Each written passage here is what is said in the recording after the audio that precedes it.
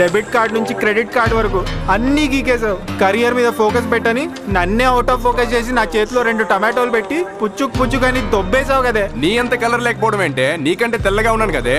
అదే చెప్తున్నాను, నువ్వు నా అంత బ్లాక్ గా లేవు, అందుకే బ్రేకప్. బ్లాక్ గా లేని బ్రేకప్? నేను కాంట్రవర్సీలు చేయట్లేదని నాకు బ్రేకప్ చెప్పింది బ్రో. నేను కాంట్రవర్సీలు చేస్తానా చెప్పు? నువ్వు ఇంకా నయం భయ్యా. నేను బ్రేకప్ రీజన్ అడిగితే పోలీస్ స్టేషన్లో కేసు పెడతాంది. నేను ఎవరు చెప్పుకోవాలి? నోటి నాకు చాలా ఇష్టమే.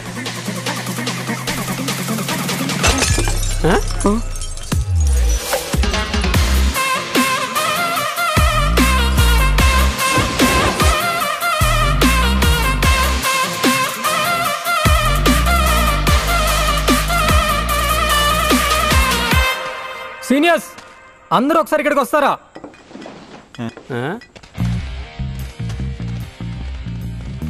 నాకు 1 hour బ్యాకే బ్రేకప్ అయింది.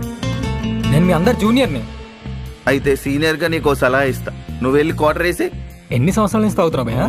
3. రోజుకి ఎంత ఖర్చు పెడతావు? రోజుకి 2000. సంవత్సరానికి 7,20,000. అయ్య బాబా, 2 లక్షలా? అంటే 3 సంవత్సరాలకి 21,60,000 అంటే దగ్గరగా 22 లక్షలు. అంత తాగిసానా? కైలాసగిరి పక్కనే ఓ ల్యాండ్ తీసుకొచ్చి తెలుసా? దాంతో పాటు 2 సిగరెట్ ప్యాకెట్లు ఎక్స్ట్రా. నువ్వు ల్యాండ్తో పాటు కారు కూడా కొనొచ్చు. అందరూ దగ్గరుండి కెరియర్ని జాగ్రత్తగా నాశనం చేసుకుంటున్నారనమాట. కొంతమంది అమ్మాయిలు బాగా డబ్బున్న అబ్బాయి దొరికేదాకా బయటికి వెళ్తే బౌన్సర్ లాగా, సినిమాకి వెళ్తే సెక్యూరిటీ లాగా, డబ్బులు ఇచ్చే ఏటీఎం లాగా, అవసరాలు ఇచ్చే పని వాళ్ళ ప్రేమ పేరు చెప్పుకొని వాడుకుంటున్నారు. లవ్లో ఫెయిల్ అయిన వాళ్ళు అమ్మాయి 10% అయితే అబ్బాయిలు 90% ఉన్నారు. నా దృష్టిలో మూర్ఖుడంటే నా గర్ల్ ఫ్రెండ్ అందరిలా కాదనుకునే నువ్వు నేను మనందరం దేవదాస్ కాలం నుంచి ఇప్పటి వరకు తాగే బ్రాండ్లు మారుతున్నాయి, కానీ పద్ధతి మారట్లేదు. ఇది కులానికో, మతానికో, ప్రాంతానికో సంబంధించింది కాదు.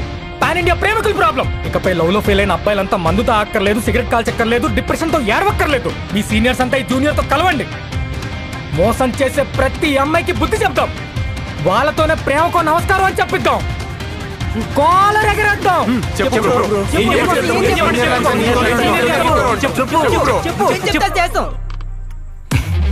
చెప్తా